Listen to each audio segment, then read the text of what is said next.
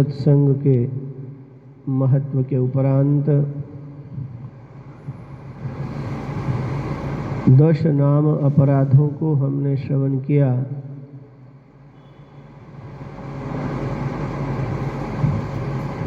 उस पर भी चित्त की निर्मलता का कितना अधिक महत्व है। ऐसी भक्तिमती 2 माताओं का उदाहरण हमने कल श्रवण किया,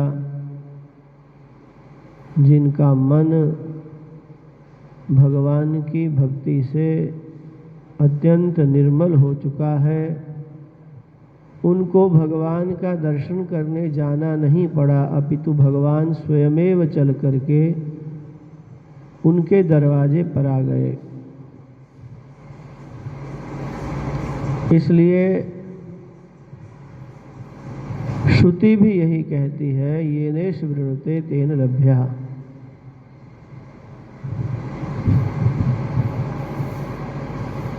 सोई जाने जिस देह जनाई, जानी तुम्ही हो जाई। भगवान का दर्शन, भगवान का साक्षात्कार वही कर सकता है जिसे भगवान उसके लिए चिन्हित कर दे, चयन कर ले। किसी व्यक्ति की सामर्थ्य नहीं है कि वो अपने बलबूते पर भगवान का दर्शन कर पाए। जब तक भगवान की स्वयमेव अनुकंपा नहीं होती, तब तक भगवत दर्शन अत्यंत कठिन है। इसलिए सोई जाने जिस देह जनाई, उसे जान भी वही सकता है जिसे वो स्वयं जनाना चाहे। जिसे वो न जनाना चाहे, किसी अन्य की सामर्थ्य नहीं है कि उसे समझ ले।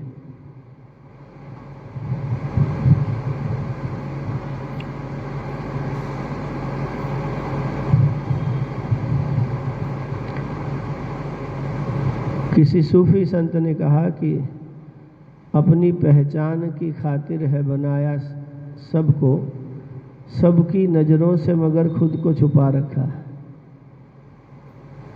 अपनी पहचान की खातिर है बनाया सबको, सबकी नजरों से मगर खुद को छुपा रखा है। सबको बनाने का उद्देश्य ही यही है कि प्रत्येक व्यक्ति मुझ परमात्मा को प्राप्त करके जीवन मुक्ति के आनंद को प्राप्त कर ले, पर फिर भी सबसे अपने आप को छुपा रखा है। वो अपना रहस्य जिसके सामने उद्घटित करना चाहते हैं, उसी के सामने भगवान प्रकट होते हैं, प्रस्तुत होते हैं। इसलिए येनेष वृणुते तेन लभ्यः, भगवान की प्राप्ति उसी को होती है जिसका भगवान स्वयं वर्ण कर लें, चयन कर लें, जिसको भगवान योग्य अधिकारी घोषित कर दें, ये मुझे प्राप्त करने का अधिकारी है। अपने को भगवत दर्शन करने की चिंता नहीं करनी चाहिए। भगवान का दर्शन करना कब है, कब होगा, इसकी भी चिंता नहीं करनी चाहिए। चिंता ये करनी चाहिए कि हमारे अंदर वो योग्यता कब आएगी कि जिससे भगवान हमें स्वयं बुला लेंगे। हमारे भीतर वो योग्यता आ जानी चाहिए जिससे भगवान स्वयं देख लें कि ये अधिकारी व्यक्ति है, बुला लें। हमने कई बार पहले भी उदाहरण दे करके बताया। वर्तमान में तो अब ये बहुत सरल है समझना। हम जैसे किसी जॉब के लिए अप्लाई करते हैं तो उसमें अपने सारे डॉक्यूमेंट्स जो है हम डाल देते हैं, अपनी योग्यता वहाँ भेज देते हैं। जिस कंपनी को हमारी योग्यताएं अनुकूल लगती हैं, उसको लगता है ये योग्य है हमारे, वो आपके घर में ज्वाइनिंग लेटर भेज देता है, बुला लेता है आपके, आप आ जाए, इंटरव्यू के लिए आ जाए। ऐसा ही होता है कि नहीं? आपको पीछे पीछे थोड़ा लगना पड़ता, क्या हुआ सर, मैंने लेटर दिया था उसका उत्तर नहीं आया, क्या हुआ, कब से भेजा है, ऐसा कुछ नहीं करना पड़ता। आपने अपने डॉक्यूमेंट्स भेज दिए, योग्यता भेज दी, उसका काम है आपकी योग्यता को देखना। जब उसे लगेगा कि आप इस योग्य हो गए हैं, वो तत्काल आपको संदेश भेजेगा, आप आ जाइए। भक्त को जितनी जरूरत भगवान की होती है, उससे कई गुना अधिक आवश्यकता भगवान को भक्त की होती है, क्योंकि भगवान भक्त के वश में रहते हैं। भगवान भक्त के वश में नहीं होते तो चल करके क्यों आते दर्शन देने के लिए? चल के तो नहीं जाना पड़ा ना, चल करके भगवान दर्शन देने आए। भगवान भक्त की भक्ति के अधीन है। अपना मान टले टल जाए, पर भक्त का मान न टलते देखा। भगवान की ऐसी अहेतुकी कृपा है। जहाँ भगवान की अहेतुकी कृपा होती है, वहाँ भगवान के सामने गिड़गिड़ाना नहीं पड़ता, प्रार्थना नहीं करनी पड़ती। भगवान स्वयं बुला लेते हैं।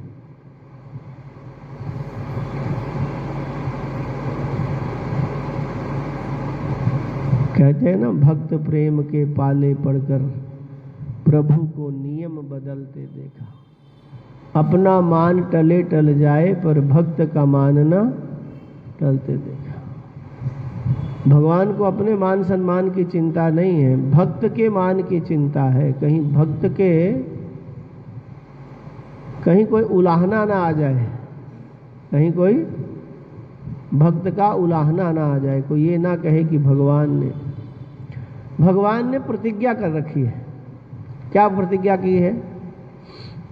कहा, सकृदेव प्रपन्नाय त्वास्मीति याचते, अभयम सर्वभूतेभ्यो ददाम्य तद्व्रतम मम। देखो, ये भगवान ने व्रत ले लिया है। भगवान ने भक्तों के कारण व्रत लिया है। क्या व्रत लिया है? सकृदेव प्रपन्नाय त्वास्मीति याचते। जो कोई मेरा भक्त एक बार मुझे ये कह दे कि हे भगवान मैं आपका हूं, बस इतना कह दे, एक बार, बार बार नहीं, एक ही बार। पर कहने के पीछे भाव, कहने के पीछे शुद्धि वैसी होनी चाहिए जैसी बताई गई है, जैसी विदुर जी की पत्नी की है, जैसे शबरी की है। कहने के पीछे वो भाव होना चाहिए, जैसे गजेंद्र की है।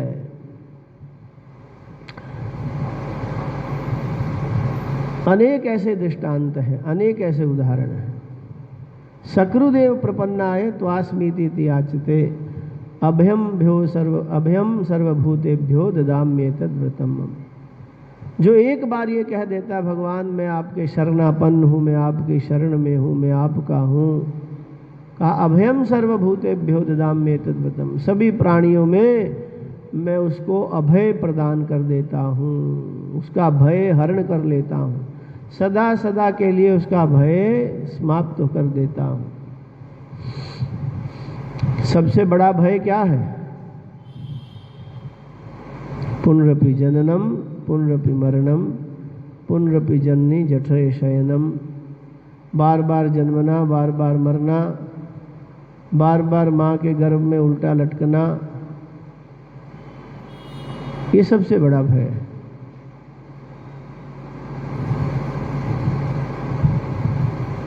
उधर देखो ये बच्चे लोग क्या करें, ध्यान रखा करो, पहले भी बताया।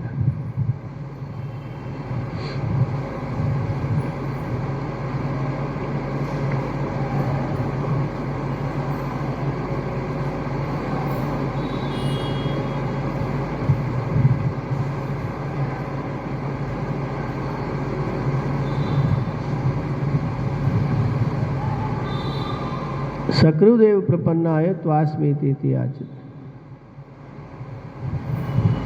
एक बार जो ये कह दे मैं भगवान आपका हूं, बस इतना कह दे। पर इतना कहना इतना कठिन है। हमने इतने मिथ्या अभिमान अपने ऊपर आरोपित कर रखे हैं, इतने अहंकार ने हमको आवरण अपने ढक कर के रखा है कि भगवान के होते ही नहीं हम है। संसार के लिए रोज रोते हैं, पल पल रोते हैं संसार के लिए। भगवान के लिए कब कब रोते हैं बताएं? कितनी बार भगवान के लिए रोए हैं? इसका मतलब है हम किसके हैं? हम संसार को अपना मानते कि भगवान को अपना मानते? कोई समस्या हो जाए तो हम किसके सामने रोते हैं? जो अपना सबसे निकटतम होता है, जो सबसे अपना अधिक निकट होता है, प्रिय होता है, जिसका सबसे अधिक अपनत्व होता है, सबसे पहले जाकर उसी के सामने अपनी बात कहते हैं। बच्चे को थोड़ी सी भी चोट लग जाए, भाग करके माँ की गोद में जाके चला जाता है, फट जाकर, क्योंकि उसको पता है ये मेरा सारा दुख निवारण कर देगी। माँ के गले लग जाता है, सब दुख दूर हो जाता है। माँ जो है हाथ फेरती है, सारा कष्ट समाप्त हो जाता है।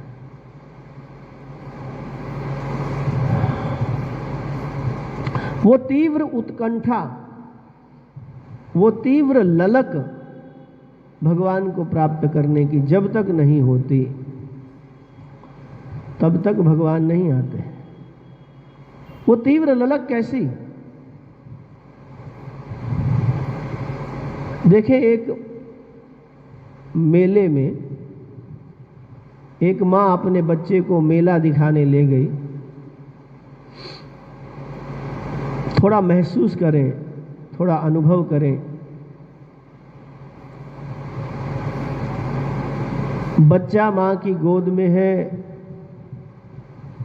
माँ मेला दिखा रही है, एक के बाद एक चीज़ें, नई नई चीज़ें देख रही। माँ भी बड़ी प्रसन्न है, बच्चा भी बड़ा प्रसन्न है। हार करके माँ थक जाती है, बच्चे को नीचे चलाना शुरू कर देती है, उंगली पकड़ लेती है। अब वो बच्चा 2 मिनट बाद माँ को रोक लेता है, माँ ये खिलौना लेना है। क्या कहता है? ये खिलौना लेना है। माँ कहती कोई बात नहीं बेटा, लेके देंगे, अभी तो मेला बहुत बाकी है, आगे चलो।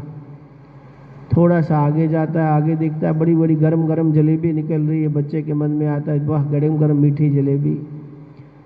बच्चे के मन में होता है जलेबी खाऊंगा। माँ जलेबी, ये मिठाई लेनी है। हाँ बेटा लेके देंगे, अभी आगे तो मेला बहुत है, अभी लेके देंगे।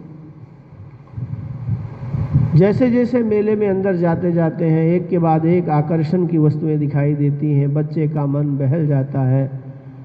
वो माँ से बार बार आग्रह करता है ये लेना, ये लेना, ये लेना। माँ उसको लेके जाती, कोई बात नहीं, आती बार लेंगे, अभी तो पहले मेला देख लें, आती बार सब कुछ जो भी चाहिए लेके देंगे। मेले में भीड़ इतनी अधिक होती है कि चलते चलते धीरे से माँ की उंगली बेटे से छूट जाती है और वो भीड़ में बच्चा कहीं गुम हो जाता है। अब माँ अलग हो गई, बच्चा अलग हो गया। अब उस बच्चे की क्या दशा है? माँ के बिना उस बच्चे की क्या स्थिति है? थोड़ा विचार करके देखें। इधर उधर भाग रहा है, माँ माँ माँ माँ करता भाग रहा है। अब उसे और कुछ दिखाई नहीं दे रहा, खाली माँ दिखाई दे रही। इसके बाद एक व्यक्ति देखता अरे ये तो रो रहा है, तो उसको ऊपर उठा लेता है गोद में। क्या हुआ बेटा? तो बताता है कि मेरी माँ कहीं चली गई, छूट गई, हाथ छूट गया।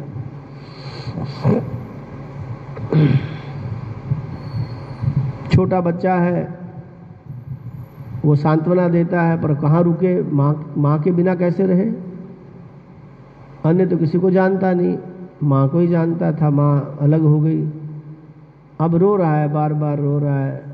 उस व्यक्ति ने कहा बेटा रो मत, वो देखो तो चाबी वाला बंदर, चाबी वाला बंदर होता ना, पहले माँ को वही तो कह रहा था मुझे वो बंदर लेके दो, चाबी वाला बंदर लेके दो। उसने कहा अच्छा अच्छा ले लो, ये चाबी वाला बंदर देखो, ऐसे चाबी दो, ऐसे ऐसे ऐसे ऐसे करता है। देखा उसने 2 मिनट के लिए तो रोना चुप हुआ, पर उसके बाद तुरंत वापस रोना शुरू हो गया। कहा नहीं नहीं, मुझे नहीं चाहिए, मुझे तो माँ चाहिए। क्या चाहिए? माँ चाहिए। उसने कहा अच्छा चलो कोई नहीं, और कुछ नहीं तो और चलो जलेबी। आगे देखा जलेबी, अब वही बच्चा कह रहा था थोड़ी देर पहले मुझे जलेबी लेनी है। उसने कहा अच्छा ये मिठाई खाओ, ये जलेबी ले लो। जलेबी लेकर के दी, लो जलेबी खा लो। कहता मैं नहीं जलेबी खाऊंगा, मुझे तो खाली माँ चाहिए। कुछ समय पहले वो सारी चीज़ें मांग रहा था, कुछ समय बाद माँ के वहाँ अलग हो जाने पर वो सारी चीज़ें उपस्थित हैं, पर उसका मन उनमें नहीं है। मन एक ही जगह अटक गया। क्या चाहिए? सारी चीज़ें संसार की हैं, जो वो चाहता था वो मिल रही हैं, पर अब उसे उसकी इच्छा नहीं। ललक किसकी लगी है? माँ की। कुछ भी दे दो, मीठी बढ़िया से बढ़िया मिठाई दे दो, अच्छे से अच्छे खिलौने दे दो, पर उसका मन अब शांत नहीं हो पा रहा, क्योंकि मन में माँ को मिलने की ललक लग गई है।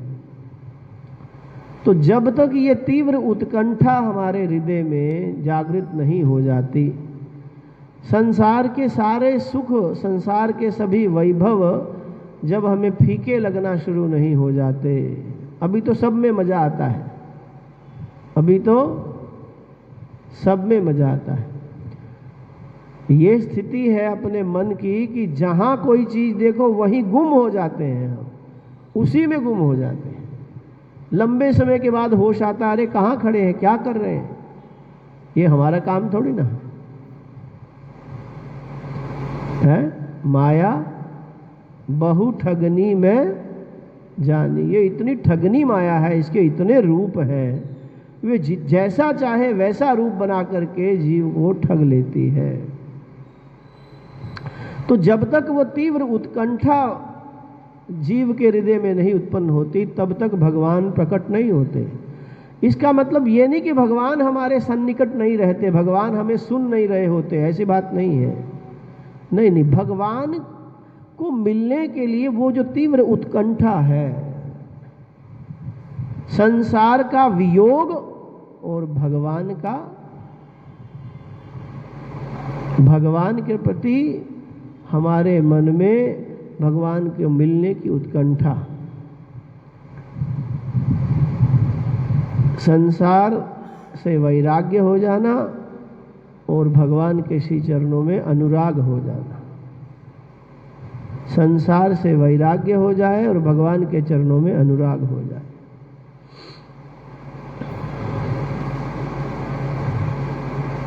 देखिए, जहां जहां भी इस प्रकार के दृष्टांत आए, जहां भगवान को आना पड़ा, प्रकट होना पड़ा, वहां एक ही चीज सिद्ध होती है, जब तक तीव्र उत्कंठा नहीं होगी तब तक भगवान नहीं आए। महाभारत में द्रौपदी का चीरहरण जब हुआ तो क्या हुआ? चीरहरण के समय जब दुशासन केस पकड़ करके लाया द्रौपदी को, तो द्रौपदी को भगवान थोड़ी ना याद आए। वो कहने लगी, मुझे सभा में लेके चलो, मैं महाराज धृतराष्ट्र से कहूंगी ये क्या है, आपके राज्य में ऐसा नारियों का अपमान होता है। उसको अभिमान था किसका? महाराज धृतराष्ट्र का। उसको अभिमान था किसका? भीष्म पितामह का। इन सब से प्रश्न करूंगी, ये उत्तर देंगे।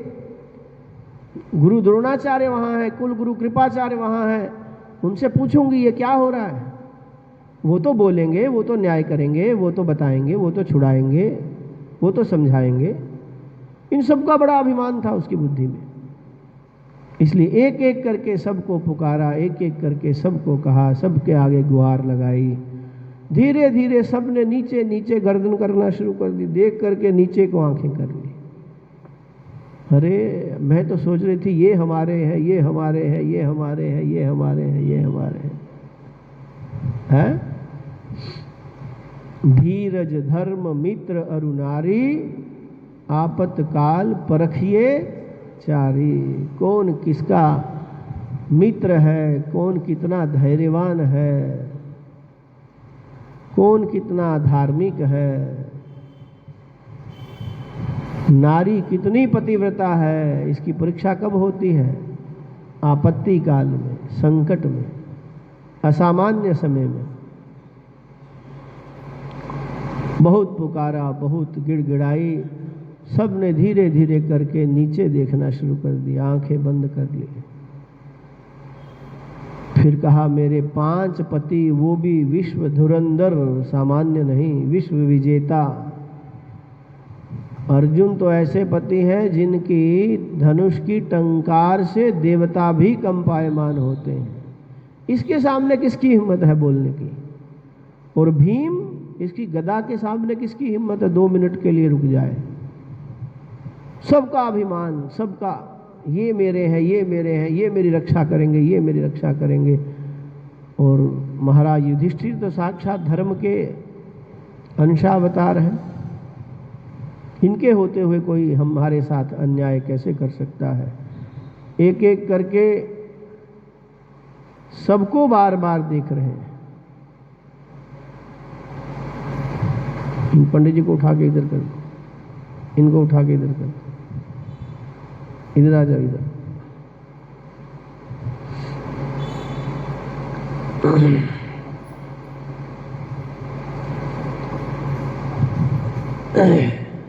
एक एक को गुहार लगा रहे हैं, एक एक को प्रार्थना कर रहे हैं, पर कोई उसकी सुन नहीं रहा।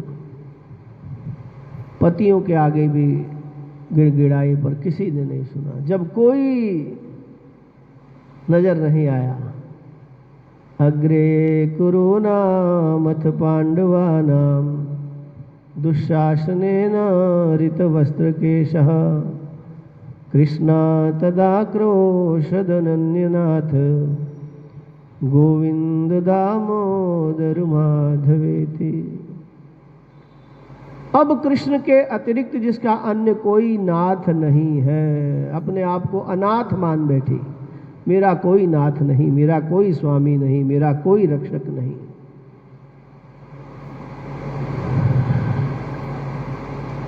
जब तक सबका अभिमान था तब तक भगवान याद नहीं आए। जब पूरे संसार का आश्रय समाप्त हो गया, अब कृष्णा तदाक्रोशदनन्यनाथ, कृष्ण के अलावा अब दूसरा कोई नाथ नहीं, कोई रक्षक नहीं है।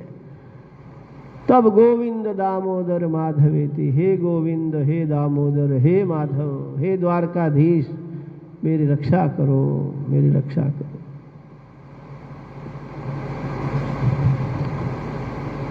जब इस प्रकार से भगवान को पुकारने लगी, आपके अतिरिक्त मेरा कोई नहीं है, आप ही मेरे रक्षक हैं, तो भगवान ने तो प्रतीक्षा कर रखी है ना पहले से। अभयम सर्वभूतेभ्यो ददाम्येतद् व्रतम मम, मेरा व्रत है, मैं व्रत लेता हूं।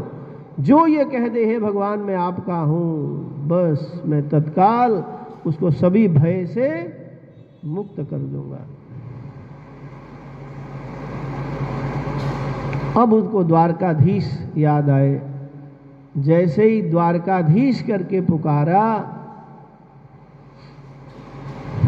कहते हैं करुणा कर द्रौपदी पुकारी, पट में लिपट गए बनवारी, पट में लिपट गए बनवारी, निरख रहे नर नारी,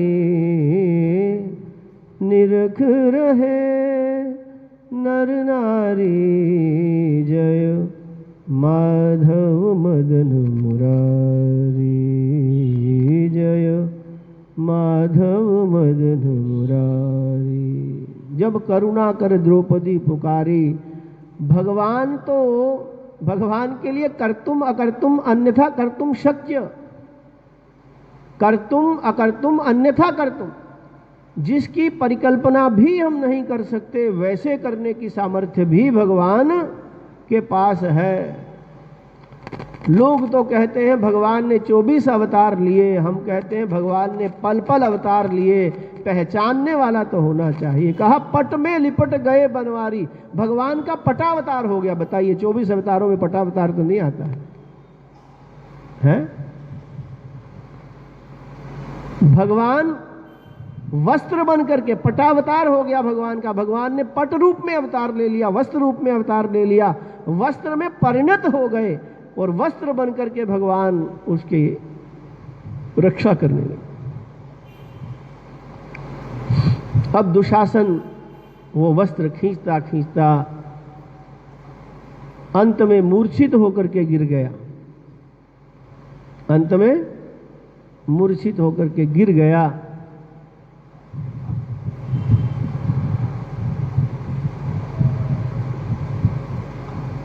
अब द्रौपदी के को जब भगवान कृष्ण मिले,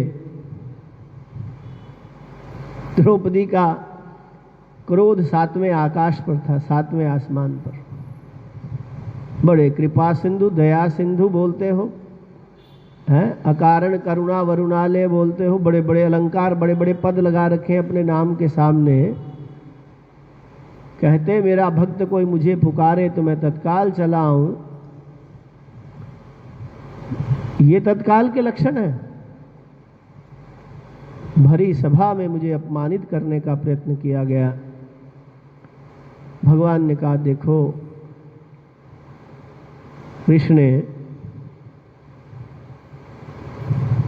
यदि तूने मुझे पुकारा होता तो मुझे समय नहीं लगता, मैं अविलंब वहां आ जाता। तूने कहा हे द्वारकाधीश आइए, तो मुझे द्वारका से आना था, थोड़ा समय तो लगना ही था ना। द्वारका से आना पड़ा इतनी दूर से, द्वारकाधीश को पुकारा तूने, द्वारकाधीश रूप में मुझे तूने याद किया पुकारा, तो मुझे आने में कुछ समय तो लगना था, पर फिर भी मैंने अपना काम किया। भगवान ने कहा फिर भी आने में विलंब हो गया, पर अब मैं कान पकड़ता हूं, आज के बाद कभी विलंब नहीं कर। भगवान ने प्रतिज्ञा की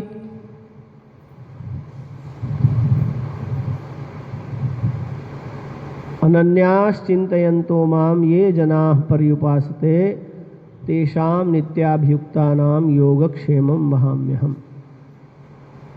योगक्षेम मैं करूंगा वहन, जो अनन्य भाव से मेरी शरण में आ जाए,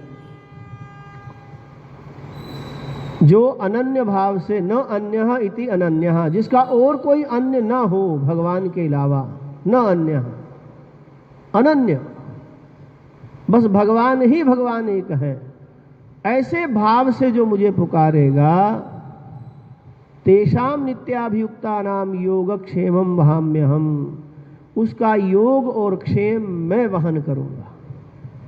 योग का अभिप्राय है अप्राप्त वस्तु की प्राप्ति। क्या है? अप्राप्त वस्तु की प्राप्ति। जिस वस्तु की का अभाव है हमारे पास, जो वस्तु हमारे पास होनी चाहिए, उसको उपलब्ध करवाना।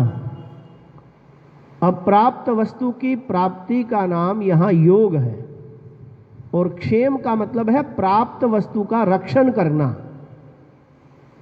अप्राप्त वस्तु की प्राप्ति और प्राप्त वस्तु का रक्षण करना, मैं दोनों प्रतिज्ञा लेता हूं। जो उसके पास नहीं है वो दूंगा भी, प्रदान भी करूंगा, और जो उसके पास है उसकी रक्षा भी करूंगा, दोनों। पर करूंगा किसकी? जो अनन्य भाव से मुझ परमात्मा के शरण में आ जाता है। अब कृष्णात् तदा क्रोशद नन्यनाथ, अब भगवान कृष्ण के अलावा और कोई नाथ नहीं था। ऐसे करके जब ऐसे अनाथ मानते हुए द्रौपदी ने जब भगवान को पुकारा, तो भगवान पट के रूप में प्रकट हो गए, और बाद में मिलने पर भगवान ने कहा मुझसे भूल हो गई, आने में विलंब हो गया, पर अब मैं प्रतिज्ञा करता हूं, मेरा भक्त कोई एक बार मुझे पुकारेगा, मैं तत्काल वहां उपस्थित हो जाऊंगा। आज के बाद मैं बैठूंगा नहीं। क्या कहा? आज के बाद मैं बैठूंगा नहीं। उसके बाद भगवान ने बैठना ही बंद कर दिया। जब भी भगवान को देखोगे एक टांग पर खड़े नजर, टेढ़ी टांग पे खड़े नजर आएंगे। वो इसीलिए खड़े हैं कि कहीं बैठ जाऊं तो उठने में देरी ना लग जाए। इतना भी विलंब अपने भक्त के लिए भगवान नहीं करना चाहते। एक तरफ तो भगवान की ये प्रतिज्ञा, और दूसरी तरफ हमारी क्या प्रतिज्ञा है? हमें भगवान तब तक याद नहीं आता जब तक प्राण यहां तक नहीं आ जाते, उसके पहले भगवान याद नहीं आता।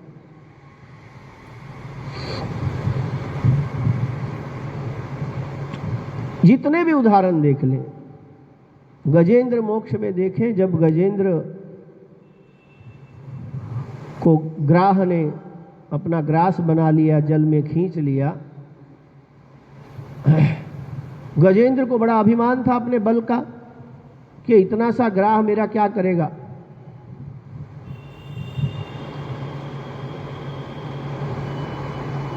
अब दोनों में आपस में मल युद्ध प्रारंभ हो गया। वो इधर खींच रहा है, वो उधर खींच रहा है। जो जीव जहां रहता है उसका बल अनंत गुना होता है अपने स्थान पर। अपने घर में कहते कुत्ता भी शेर होता है, कहते हैं कि नहीं? अपने घर में कुत्ता भी शेर होता है, क्योंकि वो अपने घर में है। समझ आई कि नहीं?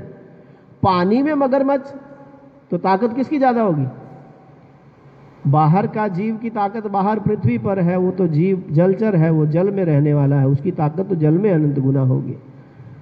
हाथी जैसे बाहर निकलने का प्रयास करता, मगरमच्छ फिर उसको खींच लेता, फिर निकलना चाहता, फिर खींच लेता।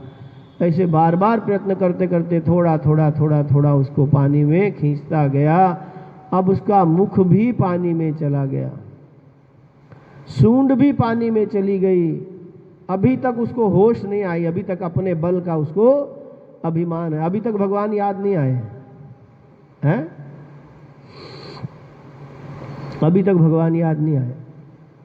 अब जब उसे दिखाई दिया एक झटका और यदि लग गया तो गोविंदाय नमो नमः, चला जाऊंगा। जब ऐसा प्रतीत हुआ तो तुरंत जो है भगवान को पुकारने लगा, प्रार्थना करने लगा। जो सब जीवों के भीतर हैं, बाहर हैं, जो सबके अंतर्यामी परमेश्वर है, वो मेरा रक्षण करे। बड़ा सुंदर भागवत में बड़ा सुंदर जो है इस दृश्य का वर्णन किया गया। जैसे ही भगवान को पुकारा तो कहा भगवान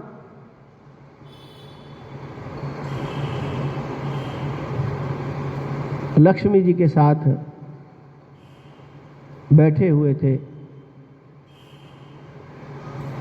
जैसे ही भगवान को पुकारा और भगवान तैयार हुए, सुदर्शन चक्र लिया कि भक्त ने पुकारा है, आपत्ति आ गई है। इतने में जो शरण में बैठे थे कौन? भगवान के वाहन गरुड़ जी है। भगवान के वाहन कौन है? गरुड़।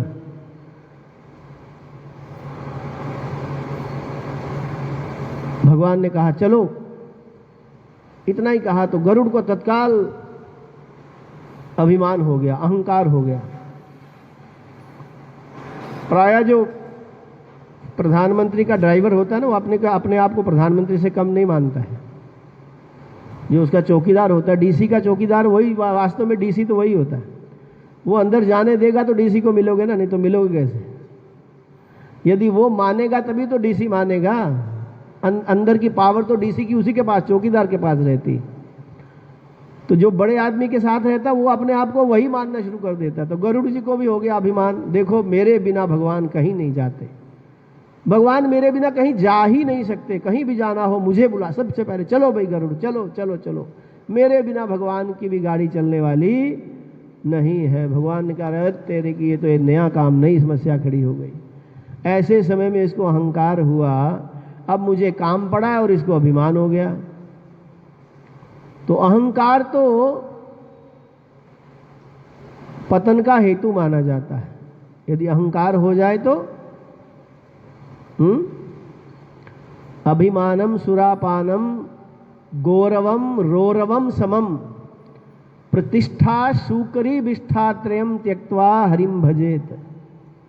अभिमानम सुरापानम, अभिमान होना, अहंकार होना। अभिमानम सुरापानम, विशेष रूप से भगवान के भक्त को यदि अहंकार हो जाए, अभिमान हो जाए, तो अभिमानम सुरापानम, अभिमान तो मानो मद्यपान के बराबर, शराब पीने के बराबर पतित बना देने वाला है, उसे पतन कर देने वाला है। अभिमानम सुरापानम गौरवम रोरवम समम, गौरव हो जाना, अपने आप पर बड़ा, मेरे बिना तो भगवान की गाड़ी भी चलती नहीं, गौरवान्वित महसूस करने लगा, बड़ा गर्व हो गया अपने पर। गौरवम रोरवम समम, गौरव तो रौरव नरक के बराबर है।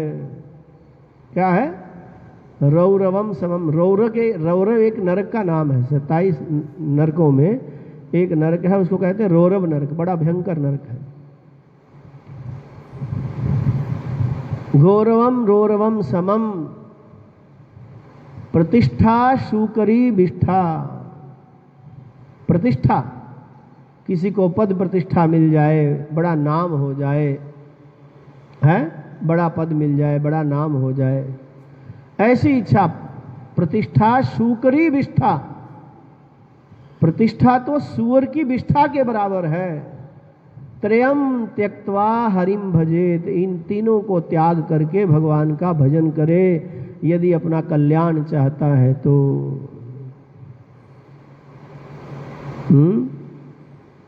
अभिमानम सुरापानम गौरवम रोरवम समम प्रतिष्ठा शूकरी विष्ठा त्रयम त्यक्त्वा हरिम भजेत, इन तीनों को त्याग करके हरि भजे।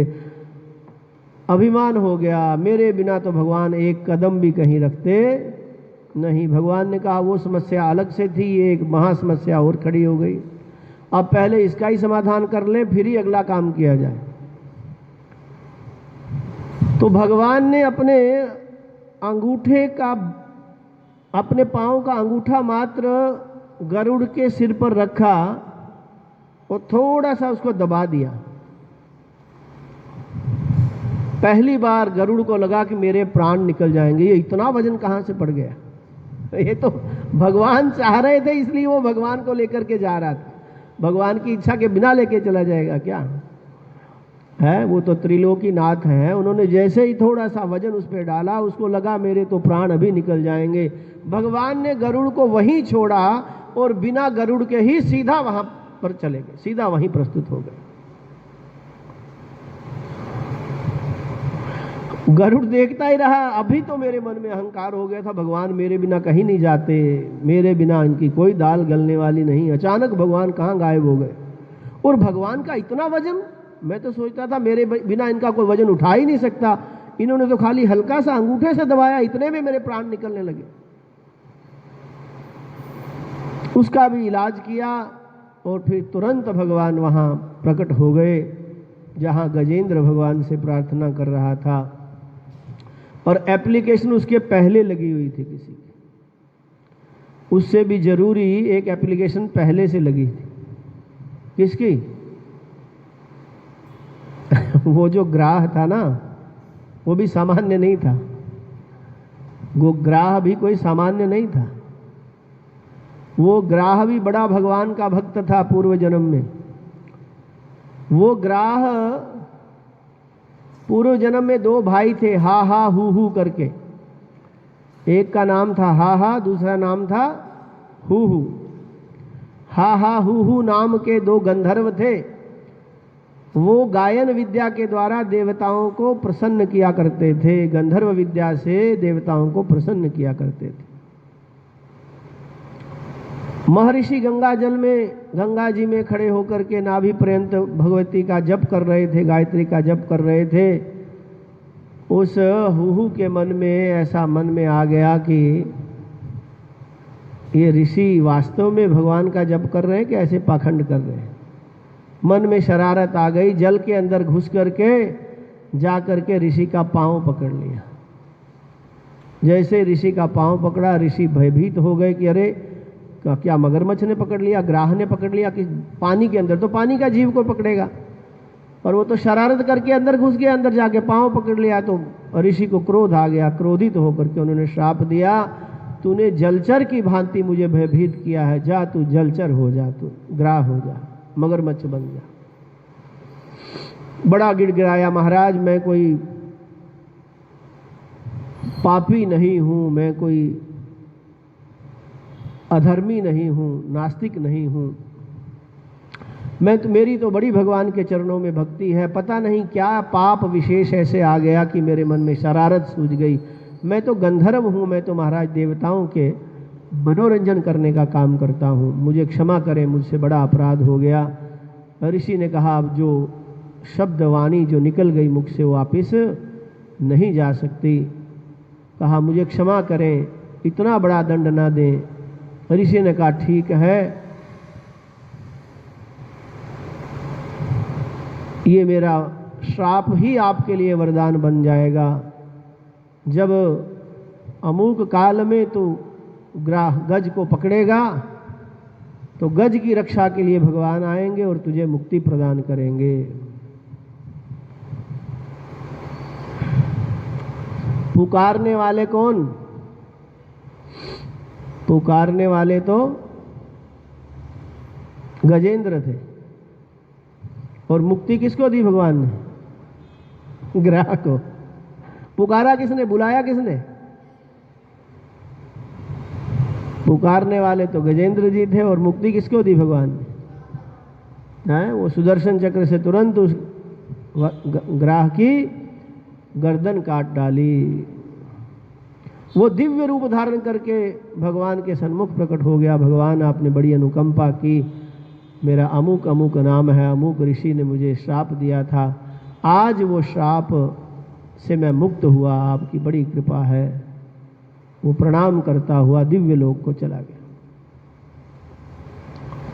कहने का अभिप्राय, जब तक अपने बल का अभिमान रहता है, अपने धन का अभिमान रहता है, अपने रूप का अभिमान रहता है, अपनी संपत्ति का अभिमान रहता है, अपने अभिभावकों का अभिमान रहता है, संसार का, समाज का अभिमान रहता है, तब तक भगवान हमसे कोसों दूर है।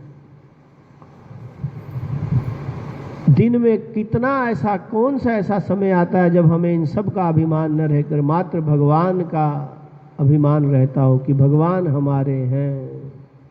आता है क्या? है? हमने तो इसलिए कहा ना, यदि मानो कहीं गलती से भगवान प्रकट हो भी जाए हमारे सामने, अचानक कहीं कोई भाव मन में आ ही जाए, भगवान प्रकट हो ही जाए और शंख चक्र गदा पद्म लेकर के तुरंत आए और कहे कि वत्स मैं आप पर बड़ा प्रसन्न हूं, मांगो क्या मांगते हो, क्या कहेंगे? हैं? झटीटी 10 रुपए का नोट निकालेंगे, ले बाबा आगे चल। हमें पता भगवान हमारे सामने भगवान कैसे आएंगे। हमने कभी स्वप्न में भगवान को पुकारा नहीं, कभी याद ही नहीं किया, तो भगवान कहां से आने वाले? तो हम तो भगवान को भी बहरूपिया समझ करके 10 रुपए का नोट दे करके आगे चलने की बोलेंगे, चलो आगे बाबा आगे चलो, दूसरे घर में जाओ, आगे जाओ। समझ आई? क्योंकि हमें विश्वास है, हमने कभी भगवान को पुकारा ही नहीं कभी। तो जिसको कभी मन से पुकारा ही ना हो, वो अकस्मात कैसे आ जाए, अचानक कैसे आए, बिन बुलाए कैसे आ जाए? भगवान तो नहीं आ सकते। क्यों? हमें पूरा विश्वास है, क्योंकि हमने कभी भगवान को पुकारा ही नहीं। परंतु जिसने पुकारा है, भगवान कहते कृदेव प्रपन्नाय, एक बार कोई कह दे भगवान मैं आपका हूं, बस इतना कह दे, पर कहने के पीछे भाव वो होना चाहिए जो द्रौपदी का है, भाव वो होना चाहिए जो गजेंद्र का है। जब सारे अभिमान समाप्त हो गए, सारे आश्रय निराश्रय दिखाई देने लगे, अभयम सर्वभूतेभ्यो ददाम्ये तद्व्रतम मम, मैं व्रत लेता हूं, मैं प्रतिज्ञा लेता हूं, मैं सभी भय से मुक्त कर दूंगा।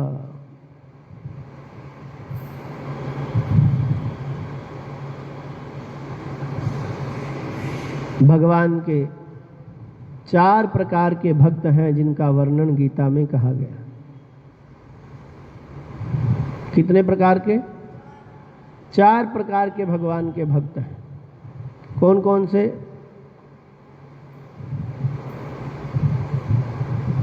पहला कहा आर्त। आर्त अर्थार्थी जिज्ञासु ज्ञानी च पुरुषर्षभः। पहला है आर्त। दूसरा अर्थार्थी। तीसरा जिज्ञासु। और चौथा ज्ञानी। चारों ही भगवान के भक्त हैं। चारों को ही भगवान की प्राप्ति होती है, पर परिणाम चारों के भिन्न भिन्न होते हैं। एक आत्यंतिक सुख को अनुभव करता है, एक आनंद के सागर में सदा सदा के लिए गोते लगाता है, और अन्य क्रमशः उस स्थिति तक पहुंचने के लिए प्रयत्न करते हैं। पहला भक्त है आर्त। आर्त मैंने दुख से त्रस्त होकर के भगवान को याद करने वाला, दुखों से दुखी होकर के, परेशान होकर के, संकटों से घिर गया, कहीं संकटों का अंत होता दिखाई नहीं देता, संकटों से मुक्त होने के लिए, भय से मुक्त होने के लिए, दुखों से छूटने के लिए जो भगवान को पुकारता है उसे कहते हैं आर्त भक्त। है तो वो भी भगवान का भक्त, पर वो कैसा है? आर्त। उसने कब याद किया भगवान को? जब संकट आया, जब अपने पर कष्ट आया। जैसे द्रौपदी ने कब याद किया? जब संकट पड़ा। गजेंद्र ने कब याद किया? जब संकट पड़ा। दूसरा कौन है? अर्थार्थी। अर्थार्थ, अर्थ ही अर्थ है जिसका, धन ही अर्थ है जिसका, अर्थ की इच्छा करने वाला, धन की इच्छा करने वाला, जो भगवान से धन मांगता है, भगवान से धन चाहता है, दरिद्री है, गरीब है, हे भगवान जैसे कैसे करके हमारा बेड़ा पार लगा दो, हमारे परिवार का भरण पोषण हो जाए, हमारी लज्जा रखो, हमारी रक्षा करो। जो धन के अभाव में भगवान को याद करता है, अर्थार्थी। कौन है? नरसी भगत की हुंडी तारी, सांवल सा बन आए। हैं? नरसिंह भक्त कौन थे? भगवान के भक्त थे ना। क्या समस्या थी? बहुत गरीब थे, घर में कन्या का विवाह था, और घर में फूटी कोड़ी नहीं, खाने को दाने नहीं, बारात आने वाली हो गई, बारात के आने का समय हो गया, अब क्या करें? अब तो भगवान को कह रहे मेरा क्या जाएगा है, हमारा कुछ ना बिगड़ेगा, तुम्हारी लाज जाएगी, मैं तो तेरे नाम से ही बैठा हूं यहाँ पे। सब लोग कहेंगे देखो ये भगवान का सांवरे का भक्त है, नाम तो तेरा ही बदनाम होगा, मेरा क्या जाएगा। बेचारा शर्म के मारे अपने घर के दरवाजे के पीछे जाकर के छुप गया। कहां छुप गया? दरवाजे के पीछे जाकर के छुप गया कि भगवान अब मेरी लाज आपके हाथ में है, मेरी रक्षा आपके हाथ में है।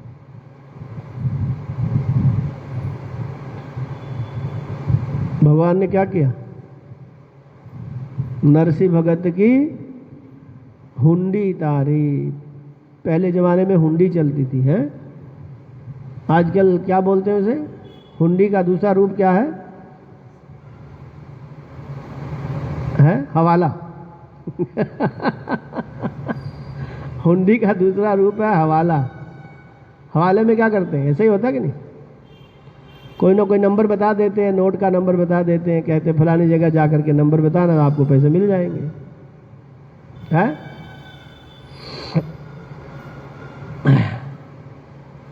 भगवान ने बड़ा सा छकड़ा जो है पूरे अन्न भंडार का भर करके और उसके ऊपर लिख दिया सांवल सेठ, और जाकर के नरसिंह भक्त के घर के सामने बैलगाड़ी खड़ी हो गई। कहा महाराज आपका माल आया, सामान आया, सामग्री आई है शादी की। किसने भेजी?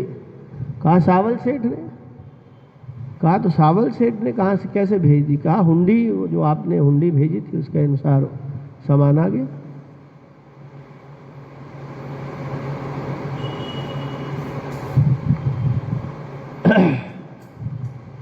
ये भगवान का अर्थार्थी भक्त है, जिज्ञासु, भगवान को तात्विक स्वरूप से जानने की इच्छा करने वाला, भगवान को तात्विक स्वरूप से जानने की इच्छा करने वाला।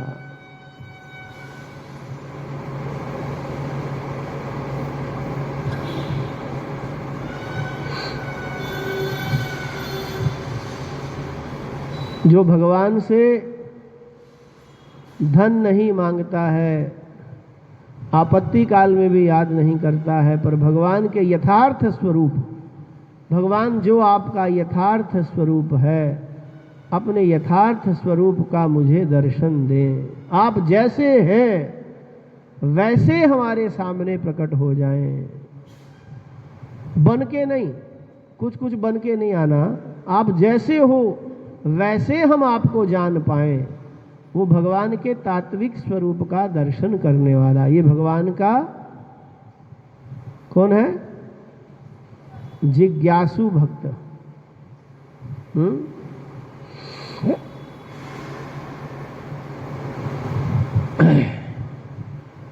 और चौथा कौन है? ज्ञानी। ज्ञानी कौन है?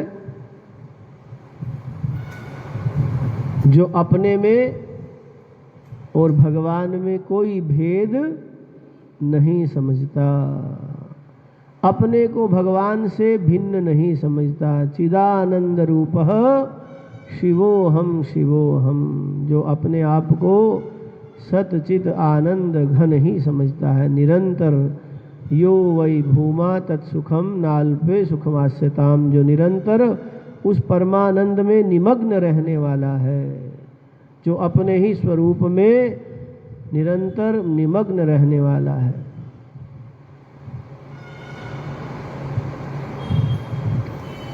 भगवान कहते हैं यद्यपि ये चारों मेरे भक्त हैं,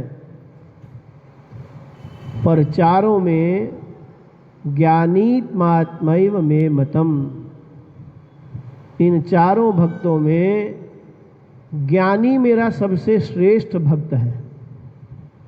सबसे श्रेष्ठ भक्त कौन है? ज्ञानीत्मात्मैव मे मतम, मेरे मत में ज्ञानी तो मेरा सबसे उत्तम भक्त है। नहीं कहा ज्ञानीत्मात्मैव मे मतम, वो तो मेरी आत्मा ही है। ज्ञानी तो मेरी, मानो मेरी आत्मा ही है। आत्मा से तो कोई अपने से अलग नहीं होता, इसलिए ज्ञानी में और मेरे में कोई भेद नहीं है। तो ज्ञानी मेरा सबसे श्रेष्ठ भक्त है, यद्यपि चारों भक्त हैं। और अंतर क्या हुआ? द्रौपदी ने पुकारा, भगवान आए, संकट से उभारा और फिर चले गए जैसे थे। क्या हुआ? जैसे थे वापस वैसे के वैसे। क्या उसके बाद द्रौपदी पर कोई संकट नहीं आया क्या? है? उसके बाद कोई द्रौपदी पर संकट नहीं आया? भगवान आए भी और उतना सा संकट, इतना सा भाग दुख का दूर करके चले गए। यद्यपि ये कोई सामान्य भक्त के लक्षण नहीं है। दुखी हो और भगवान को, अभी तो पड़ोसी नहीं आता बुलाने पर, भगवान के आने की तो बात कर दो, छोड़ दो। घर का अपना बेटा ही बाहर नहीं निकलता, माँ एक बार चिल्ला देते, वो भी मोबाइल में इतना बिजी रहता है। वो कहता है गेम एक बार ओवर हो जाए उसके बाद ही जाऊंगा, पूछूंगा क्या हुआ बाहर। एक बार गेम पूरी खत्म हो जाए, नहीं तो ये भी नंबर चले जाएंगे। वो अपने नंबर बनाने में लगे हुए हैं।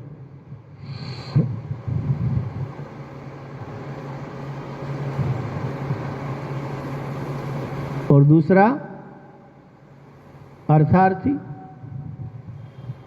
अर्थार्थी भक्त के लिए भी भगवान आए और अर्थ प्रदान किया और चलते बने। क्या हुआ? नरसिंह भक्त का नाम तो हो गया, उनका नाम तो अमर हो गया कि भगवान स्वयं सेठ बन करके आए और उसकी दरिद्रता को दूर किया और चलते बने। पर संसार तो अभी भी सिर पर मंडरा ही रहा है कि नहीं? हम लोग भी बड़ी विचित्र विचित्र परिस्थितियों में भगवान को याद करते हैं कि नहीं? हे भगवान, आज जो है मास्टर जी डंडा ना मारे हैं, गुरु जी पिटाई ना करें, हे भगवान मेरी रक्षा करना। कहाँ याद नहीं करते? बहुत जगह याद करते, पर भगवान बचाते नहीं उस समय। इसलिए नहीं बचाते, यदि डंडा नहीं पड़ेगा तो सुधरोगे नहीं, याद कैसे करोगे? 2-4 खा लो बेटा, उसके बाद ठीक होगा, यही दवाई है। इस समय डंडा ही दवाई है, इसलिए भगवान बचाते नहीं। क्योंकि भगवान बचा ले तो फिर आप याद नहीं करोगे अगली बार। भगवान को पता है इनका भला तो खाने में ही है, इनको खाने में ही, वो विटामिन बड़ी मजबूत है, वो बड़ी जल्दी शिक्षा देती है। वैसे तो बात बहुत देर से पहुंचती है अंदर तक।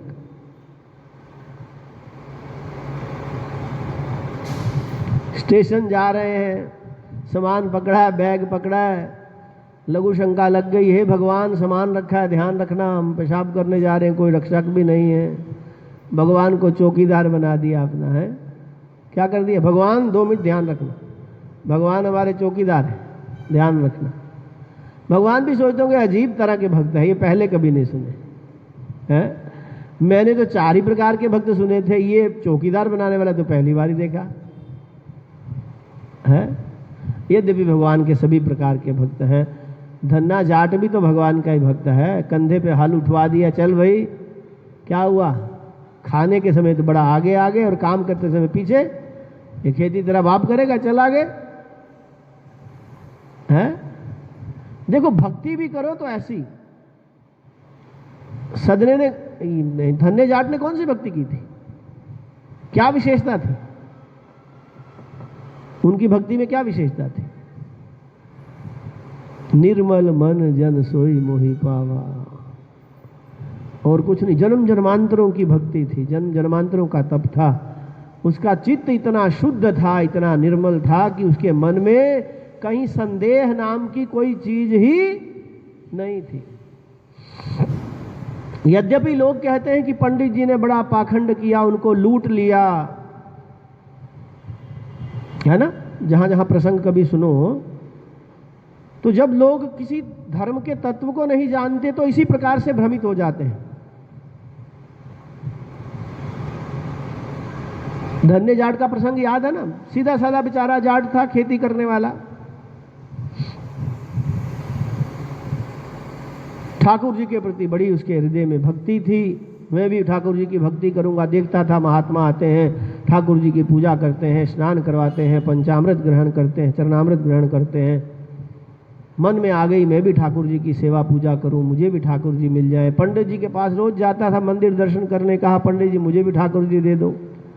अब पंडित जी जानते थे ये तो जाट है, इसका उपनयन संस्कार तो हुआ नहीं है, जनेऊ तो है नहीं, इसलिए शालिग्राम का तो स्पर्श कर नहीं सकता, ये शालिग्राम तो बिना जनेऊ के, चोटी के, धोती के स्पर्श करोगे तो नरक जाना पड़ेगा।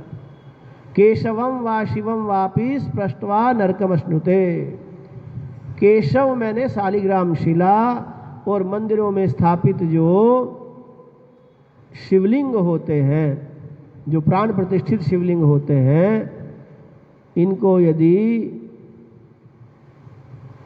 कोई स्त्री शूद्र आदि जिसका उपनयन संस्कार नहीं होता, धोती चोटी जनेऊ नहीं होता, वो यदि इसका स्पर्श करते हैं तो स्पृष्ट्वा नरकम अश्नुते, छूने मात्र से ही नरक को प्राप्त हो जाते हैं। इसलिए मंदिरों में कभी जाओ तो शिवलिंग को ऐसे आलिंगन नहीं करना चाहिए, जाके पकड़ के खूब नहलाना धुलाना नहीं चाहिए। यदि पंडित जी ने कोई औपचारिकता कही भी है तो वैसे तो चाहिए धोती पहन के ही मंदिर के गर्भगृह में जाएं, बिना धोती पहने न जाएं, बिना जनेऊ के न जाएं। तो क्या भगवान आपके द्वारा दी हुई भेंट स्वीकार नहीं करेंगे? करते ही हैं। भारत में भिन्न भिन्न प्रांतों में, आप दक्षिण भारत में चले जाइए, वहां भी सभी लोग जाते हैं, सभी धोती पहन के तो नहीं जाते, या धोती पहन के जाते भी हों तो भी गर्भगृह में तो नहीं जाते। गर्भगृह में तो किसी को प्रवेश ही नहीं होता। मंदिर के पुजारी के अलावा राष्ट्रपति भी मंदिर के गर्भगृह में नहीं जा सकता। रामेश्वरम जैसे तीर्थ में वहां का राजा भी गर्भगृह के अंदर प्रवेश नहीं करता पुजारी के अतिरिक्त। सामान्य व्यक्ति की तो बात ही छोड़ दीजिए। क्या वो सब पाखंड है? क्या वो व्यवस्था नहीं है? व्यवस्था है कि नहीं है? वहां लोग मर्यादा जानते हैं। भगवान की एक मर्यादा है, गर्भगृह की एक मर्यादा है, भगवान के श्री विग्रह की एक मर्यादा है। उसकी पवित्रता बनी रहे तभी तो भगवान वहां रहेंगे। हर कोई हर अवस्था में जाकर भगवान का स्पर्श करेगा। अशुद्धि काल में किसी को जनन शौच है, किसी को मरण शौच है, कोई देखने वाला तो है नहीं। कोई पेशाब करके आया, कोई लेटरिन करके आया, कोई गुटखा थूक के आया, कोई सिगरेट पी के आया, कोई पाहुआ लगा के आया। मंदिर तो सबके लिए है, कोई रोक थोड़ा ना सकता। किसको पता किसने पिया कि नहीं पिया? कौन मना करेगा? परंतु एक मर्यादा बांध दी कि मंदिर के गर्भगृह के अंदर कोई नहीं जाएगा, ताकि मंदिर की पवित्रता का रक्षण हो। ये एक मर्यादा है। पर हमें तो मूछ का सवाल है, मुझे अंदर नहीं जाने दिया। क्यों नहीं जाने दिया? हम किसी से कम नहीं। यहाँ तो सवाल तो हम किसी से कम नहीं, अहंकार है, अभिमान है, वो तो उतरता ही नहीं सिर से। हम क्यों नहीं जा सकते, हम क्यों नहीं कर सकते, हम क्यों नहीं छू सकते, हम क्यों नहीं पूजा कर सकते। सब जगह सबका प्रवेश नहीं होता, ये ध्यान रखना, नियम है। सभी जगह सबका प्रवेश नहीं होता। जहां जिसका अधिकार है उसके लिए वो धर्म है, जहां जिसका अधिकार नहीं है उसके लिए वो अधर्म है।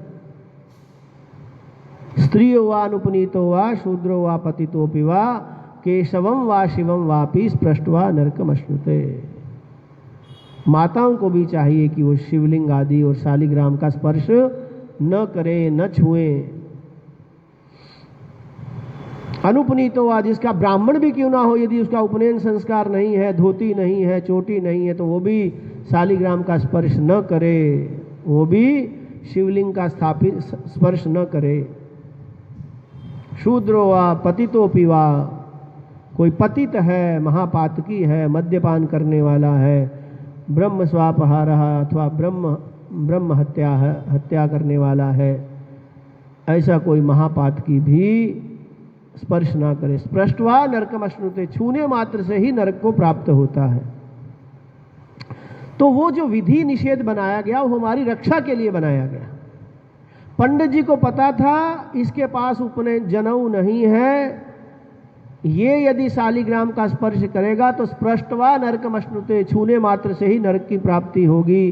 पर मना तो सकते नहीं, समझा सकते नहीं, क्योंकि जाट है, समझेगा नहीं। जहां अटक गया वहां अटक गया, नहीं मुझे क्यों नहीं, मैं भी करूंगा, मुझे दे दो, मानेगा नहीं। तो क्या करे, ज्यादा समझाने की अपेक्षा पंडित जी जानते थे इसका भाव बड़ा शुद्ध है, इसका भाव बड़ा पवित्र है। और भावो ही विद्यते देवः, देवता मनुष्य के भाव में छुपा रहता है। यादृशी भावना यस्य सिद्धिर्भवति तादृशी, जिसकी मंत्र में, देवता में, गुरु में, औषधि में जैसी भावना होती है उसे वैसी ही सिद्धि हो जाती है।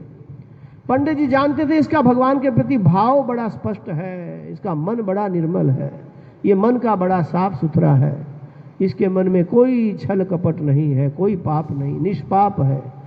इसकी जब मेरे हाथ से मैं दूंगा, ये तुरंत उसको भगवान मान करके उसकी पूजा करना शुरू कर देगा।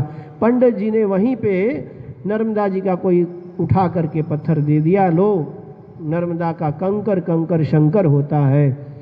पंडित जी ने एक पत्थर उठा करके दे दिया, लो ये ठाकुर जी हैं, आज से इसकी पूजा करना। उसको तो ठाकुर जी चाहिए थे, पंडित जी ने कह दिया ठाकुर जी हैं, तो पंडित जी क्यों झूठ बोलेंगे, इसलिए पंडित जी के कहने से उठा लिया। पंडित जी ने कहा महाराज पूजा कैसे करनी है? कहा पूजा कुछ नहीं, बस जो भी खाओ पहले ठाकुर जी को भोग लगा देना, उसके बाद फिर खाना, फिर अपना काम करना। कहा ठीक है महाराज। अब वो तो ठहरा जाट, सीधा साधा मन का भोला भाला, घर में चला गया। सुबह जो है मक्की की रोटी और सरसों का साग बना हुआ था, खाने लगा। याद आया वो पंडित जी ने कहा था गुरु जी ने पहले ठाकुर जी को भोग लगाना, तो ठाकुर जी आओ जीमो, अब जल्दी आओ, खेती का समय हो रहा है, खेत में जाना है, आप भोग लगा लो फिर हम चलें। अब ठाकुर जी इतने सीधे कहाँ कि एक बार कहने से आ जाए। ठाकुर जी तो देख रहे हैं ये ऐसे ही कह रहा है कि कैसे कह रहा है, ये अनमने मन से कह रहा है कि वास्तव में मन से कह रहा है। ठाकुर जी ने कहा थोड़ा देख ले क्या होता है, क्या कहता है, कैसा भक्त है, थोड़ा देखे तो सही। लक्ष्मी जी भगवान के चरण दबा रही है, भगवान का मन तो कहीं और लगा हुआ है। लक्ष्मी जी की हाँ में हाँ किए जा रहे हैं पर मन कहीं और है, मन तो धन्य जाट की तरफ है। थोड़ा समय बीता, घंटा भर बीता, 2 घंटे बीते, 3 घंटे बीते। अब गुरु जी का वाक्य है कि ठाकुर जी को भोग लगा के ही खाना। अब इसलिए मन आ गया ठाकुर जी खा नहीं रहे तो हम कैसे खाएं, ठाकुर जी खाएं तो मैं खाऊं। उसको ये नहीं पता था कि भगवान जो है परोक्ष प्रिया ही वै देवा। कलिकाल में भगवान परोक्ष होते हैं, प्रत्यक्ष नहीं होते। सामने सन्मुख आकर के दर्शन नहीं देते हैं, परोक्ष में भगवान अपना कार्य कर देते हैं। उसे ज़्यादा पता नहीं था, अटक गया बस। ठाकुर जी आए नहीं, भोग लगाया नहीं, मैं कैसे खाऊं। 1 दिन बीते, 2 दिन बीते, 3 दिन बीत गए, बड़ा कमज़ोर हो गया, बड़ा। पर मन में 101% ये विश्वास था कि ठाकुर जी आएंगे ही, किसी कारण से कोई ज़रूरी काम पड़ गया होगा, बाहर चले गए होंगे, आते होंगे, कोई कारण होगा। कहा तेरे बाप का गुलाम थोड़ी ना हो, 3 दिन भूखे प्यासे हो गए बैठते, अभी भी तू आ नहीं रहा, क्या बात है। देख ले, मैंने भी निर्णय कर लिया, खाएगा तभी खाऊंगा, क्योंकि गुरु जी ने कहा था पहले ठाकुर जी को खिलाना। ठाकुर अब तू खाएगा तो मैं खाऊंगा, नहीं तो मैं भी बैठा हूं। 3 दिन भूखे प्यासे बीत गए। भगवान ने कहा तो मेरे सिर पर चढ़ के मरेगा है। भगवान तो किसी का कारण बनना चाहते नहीं, भगवान स्वयं तो कारण नहीं बनते ना किसी का। अब जो है भगवान ने वहीं से बाजू बढ़ाना शुरू कर दी, लंबी बाजू बढ़ाना शुरू कर दी। लंबी बाजू बढ़ाई, लक्ष्मी जी देखिए टेढ़े क्यों हो रहे हैं, भगवान टेढ़े काहे को हो रहे। लंबी बाजू बढ़ा दी, लगे रोटी उठाने, धीरे से जाड़ था, पकड़ ली कलाई, कहा चोरी चोरी, 3 दिन से भूखा प्यासा यहां बैठा हूं तो चोरी से उठा रहा है। चोरी से खाना था तो मैं काहे को बैठता, रख के चला जाता, तू आके खा जाता। मैं बैठा हूं, जैसे मैं बैठा हूं, मेरे सामने आके बैठ के खा। चोरों वाले कौन से काम है, तेरे लिए तो रखा है, चोरी करने वाली कौन सी बात। अब भगवान की बाजू यूं खिंची की खिंची रह गई। लक्ष्मी जी के क्या बात है, टेढ़े क्यों हो गए, कहा भक्त ने पकड़ रखा है, सीधे कहां से हो जाए। भगवान ने कहा थोड़ी देर में आता हूं, जरूरी काम है। भगवान वहां से अंतर्ध्यान हुए और धन्य जाट के यहां प्रकट हो गए। अब तो मोटी मोटी आंखें निकाल करके लगा गुस्से होने भगवान को। 3 दिन हो गए, कोई शर्म ही नहीं है, बताओ। 3 दिन से भूखा प्यासा बैठा हूं, ये काम होते हैं। ठाकुर जी बड़ा ठाकुर बन गया तू, तुझे यही नहीं पता 3 दिन से भूखा प्यासा बैठा हूं, बैठ खा फटाफट। भाव मन का भोला था, मन में प्रेम था, मन में भगवान के प्रति अगाध प्रेम था।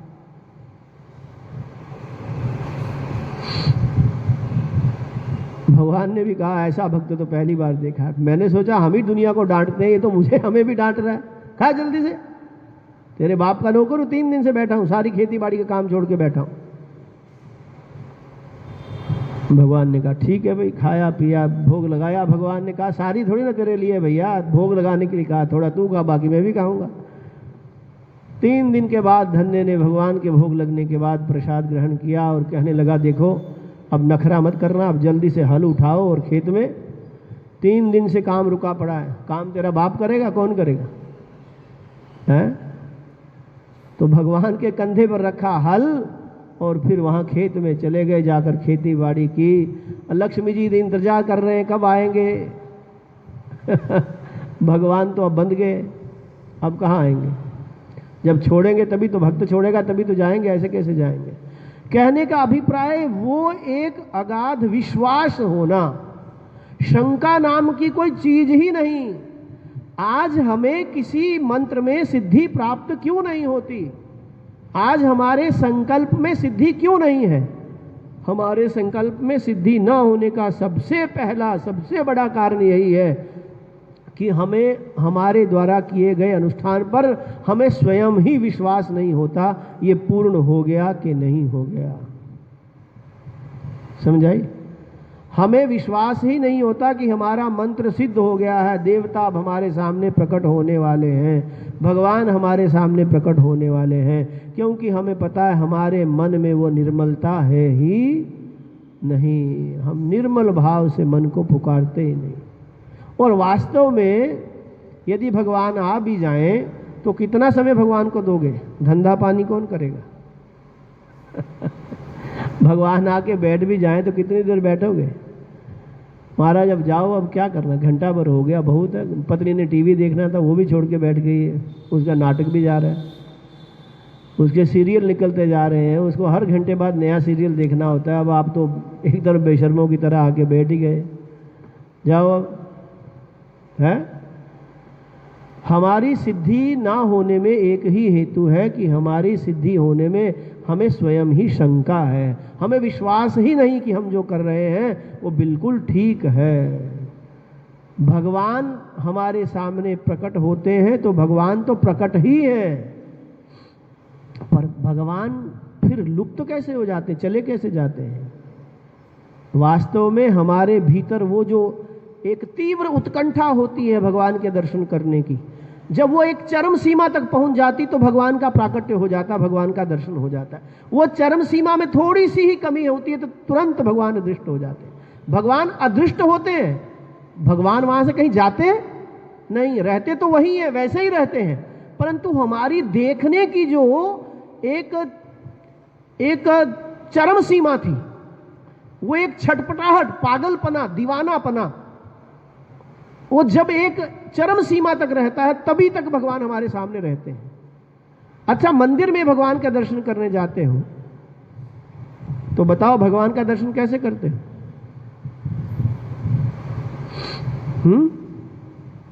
मंदिर में जो भगवान का श्री विग्रह रहता है, भगवान का जो स्वरूप रहता है, उस स्वरूप में आंखों में आंखें मिला के देखते हो क्या?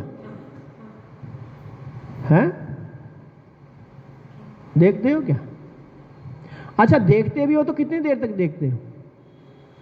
ध्यान कहां रहता है? एक क्षण के लिए यदि आंखें मिली भी तुरंत बदल जाती है, तुरंत हम उसके नीचे आते हैं, फिर और नीचे आते हैं, फिर और नीचे आते हैं, फिर और नीचे आते हैं, फिर पूरे मंदिर में घूमते हैं। लाइटें कौन सी लगी हुई है, कौन से कलर की, ये एलईडी है कि दूसरी है? भगवान ने कपड़ा कौन सा पहन रखा है? ये रेशम का है, ये प्योर रेशम है कि लीलन है? ये साटन तो नहीं कहीं, काटन तो नहीं कहीं? दिमाग कहां जाता है? ये चुनरी में जो किनारी लगी है कौन सी, लेस कौन सी है? हमारी मार्केट में है कि नहीं? यहां पर एक मिनट के लिए यदि भगवान का दर्शन करने के लिए जाते हैं तो भगवान पर तो एक पल के लिए भी हमारी दृष्टि नहीं जाती, तुरंत मन तो पूरे मंदिर का दर्शन, मंदिर में घूमता रहता है, अन्य अन्य चीजों को निहारता रहता है, भगवान की तरफ ध्यान तो जाता ही नहीं। समझ आई? तो फिर भगवान का दर्शन होगा तो होगा कैसे? वो तीव्र उत्कंठा जब तक नहीं है तो भगवान का दर्शन कैसे होगा? होगा क्या? तो वो ललक, वो पागलपना, वो दीवानगी जब तक हमारे भीतर नहीं आ जाती, भगवान को कहीं से आना नहीं है, भगवान तो यही है, हमारे भीतर ही है, हमारे रूप में ही है। आएंगे कैसे? हैं? कई बार हमने कहा, कितना रोए, कभी भगवान के लिए रोए क्या? अपने घर में एकांत में बैठ के कभी भगवान को याद करके रोए कि भगवान तू कब आएगा? ये मुझे कहाँ फंसा दिया, मैं कहाँ फंस गया इस जंजाल में, कैसे निकलूंगा यहाँ से? कौन निकालेगा, कौन रक्षा करेगा, कौन आएगा बचाने? मैं कैसे पहचानूंगा कि तूने उसको भेजा कि नहीं भेजा? कैसे पता चलेगा? आखिर रक्षा कैसे होगी, कौन रक्षा करेगा? सब जगह भगवान स्वयं नहीं आते, पर भगवान बहुत से रूप धारण करके आते हैं। समझने वाला व्यक्ति चाहिए, यदि समझ है तो बच जाएगा, नहीं समझ है तो फिर तो क्या कहेगा? समझ आई कि? तो भगवान के 4 प्रकार के भक्त हैं। कौन कौन से? आर्त, अर्थार्थी, जिज्ञासु, ज्ञानी च पुरुषर्षभः। उस पर भी ज्ञानी जो है वो मेरा सबसे श्रेष्ठ भक्त है, क्योंकि वो मानो वो तो मेरी आत्मा ही है, वो मेरे से अभिन्न है, वो मेरे से भिन्न नहीं है। इसलिए सबसे श्रेष्ठ भक्त भगवान का कौन है? ज्ञानी। इसलिए भगवान से और कुछ मत मांगो, और कुछ मांगोगे तो ठगे जाओगे। भगवान आएंगे भी, स्वयं भगवान आएंगे, फिर भी हम ठगे जाएंगे। ये तो वही बात हुई, प्रधानमंत्री से अपॉइंटमेंट ली और मिलने का समय मिला, महीने के बाद फिर जाकर के मिले। प्रधानमंत्री ने कहा बताओ क्या चाहिए? कहा महाराज एक बीड़ी पिला दो। क्या करो? एक क्या करो? बीड़ी पिला दो एक। प्रधानमंत्री को मिले, प्रधानमंत्री मिल भी गए, क्या चाहिए बोलो ये भी कह दिया, परंतु फिर भी कुछ मांग नहीं पा। मांगना बहुत बड़ी कला है, बिना भगवान की कृपा के तो मांग भी नहीं सकते। ध्यान रखना, मांगने के लिए भी भगवान की बड़ी अनुकंपा चाहिए, नहीं तो पता नहीं कब बुद्धि बदल दें। समझाई? मांगने के लिए भी मन की निर्मलता ही श्रेष्ठ है। यदि जब तक हमारा मन स्वच्छ नहीं है, निर्मल नहीं है, तब तक हम मांग भी नहीं सकते, चाहे स्वयं भगवान ही क्यों ना आ जाए। कितने उदाहरण हैं, क्या क्या मांगा भगवान भक्तों ने, भगवान दे के चले गए, पर फिर वहीं के वहीं। पंजाबी में कहावत है, मांग भी मंगी तो रही भी नंगी। मांगा भी और नंगापना फिर भी नहीं किया, फायदा क्या हुआ मांगने का, यदि फिर वापस वैसे के वैसे ही रहे तो।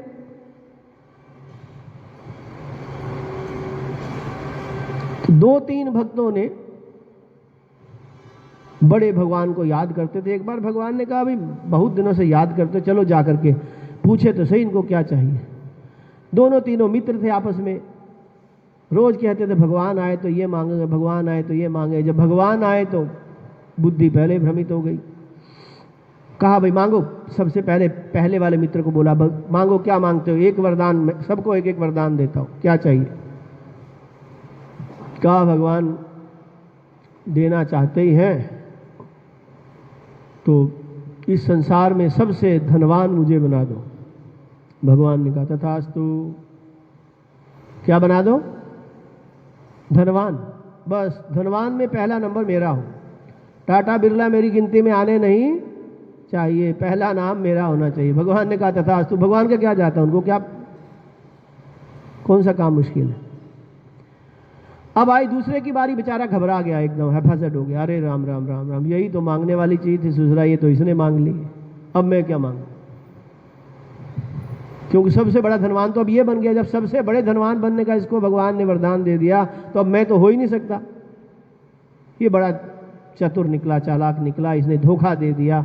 यही तो वरदान मुझे मांगना था, ये इसने मांग लिया। अब द्वेष सबसे बड़ी दुख का कारण है। पड़ोसी सुखी क्यों है, ये हमारे दुख का कारण है। हमारा पड़ोसी सुखी क्यों है, यही हमारे दुख का बड़ा कारण है। वो सुखी हो गया, उसने धन मांग लिया, अब मैं क्या मांगू? तो कहने लगा, अब संसार में और किसकी वैल्यू है? याद आया, संसार में रूप की भी बड़ी महिमा है, सुंदरता की भी बड़ी महिमा है? सुंदर होना भी बहुत बड़ा एक भगवान का आशीर्वाद है। सब लोग दीवाने हो जाते हैं सुंदरता के। कहा, भगवान इस विश्व में यदि कोई सबसे सुंदर हो तो उसमें मेरा ही नाम आए, मुझसे और कोई सुंदर नहीं होना चाहिए। भगवान ने कहा, तथास्तु। क्या दिक्कत है, दे दिया। तीसरे वाला तो जल भुन गया। कहा, पीछे बचा ही क्या सिलसिला, धन भी वो ले गया, सुंदरता वो ले गया, पीछे क्या बचा? कहा, भगवान ने जल्दी मांगो भाई, समय कम है, एक ही वरदान है, जो चाहिए मांग लो। बड़ा सोचा पर कुछ समझ में आया ही नहीं, क्योंकि द्वेष बुद्धि ने है, द्वेष ने उसकी बुद्धि का पहले ही हरण कर लिया। बहुत ईर्ष्या हो गई, बहुत डाह हो गई कि सब कुछ इन्होंने मांग लिया, मेरे पास कुछ बचा ही नहीं। कहने लगे, भगवान इन दोनों को जो वरदान दिए वापिस ले लो। भगवान ने कहा, तथास्तु। जिथे दिखोती ओथे आखड़ोती है। जहां चले थे, जहां से चले थे वहीं आके खड़े हो गए। भगवान भी आए, वरदान भी दिया, और जहां थे वहीं के वहीं। क्या फायदा हुआ? इसलिए मांगने के लिए भी जब तक भगवान की कृपा नहीं हो, मांगना भी कोई सहज काम नहीं है। जब तक भगवान की कृपा ना हो तब तक मांगा भी नहीं जाता। और मांगना ही हो तो भगवान से भगवान को ही मांगो, उससे कम कुछ मांगोगे तो ठगे जाओ।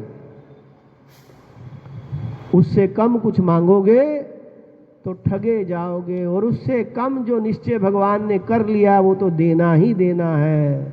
हमारे भाग्य का कोई छीन के जा नहीं सकता, भाग्य से अधिक कोई दे नहीं सकता। यदि भगवान सुपर पावर है, वो देने के लिए आ ही गए हैं, तो वही चीज मांगे जो कहीं अन्य से नहीं मिल सकती, जो कहीं और नहीं मिल सकती, जो कोई और नहीं दे सकता। इसलिए ज्ञानी जो है भगवान का सर्वश्रेष्ठ भक्त है। 4 प्रकार के भक्तों का भगवान ने वर्णन किया। पुनः उस प्रसंग को आगे विचार करेंगे। भगवान के पावन नाम का संकीर्तन करें।